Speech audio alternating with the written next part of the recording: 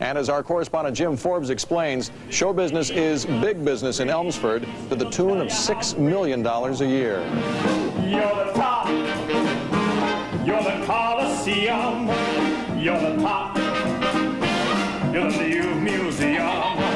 You're the melody from a symphony by Strauss. You're a bend. They are Broadway actors performing in a show that is Broadway. But the theater is 45 minutes from Broadway. Off, way off Broadway.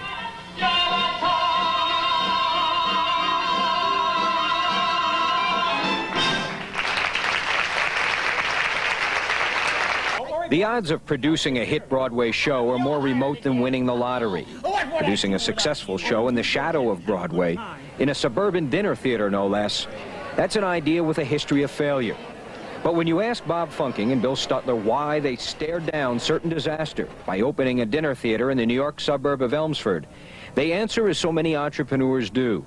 We didn't know any better at the time. How are they going to compete? Well, we knew better, I think, in that people didn't go that often as you may think they do. The year was 1974. It's delightful, it's delicious, it's lovely.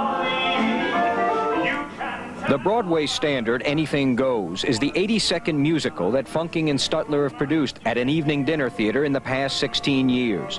Audiences totaling more than 2 million patrons have proven these entrepreneurs correct.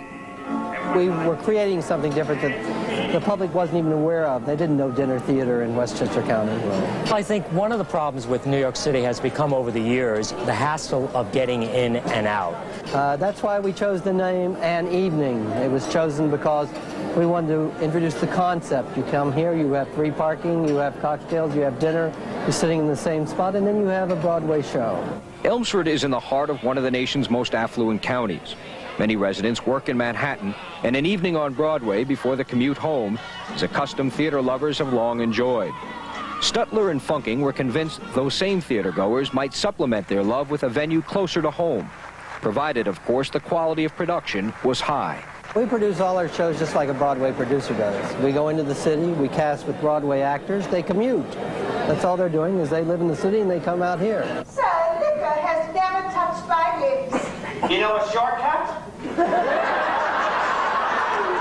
There's not a musical on Broadway where you can't find at least 5 to 10 performers that have not worked here previously. And it's not that we discovered them. They were professional to begin with. You know, we're just using the same talent pool. Even still, the producers were forced to do some tap dancing of their own. An evening was not an overnight sensation. There were many times when Bob and I didn't take a salary. We never missed a payroll for anybody, but there are times when we didn't have any money. And there were very tough times when we looked like we were going to go out of business. When we opened, we packed the place, and then after a couple of months, it started to go down. What the producers quickly learned is their public's appetite is for musicals. It's the only way to survive in business. You have to pay attention to what your customer wants, not what we want, but what they want.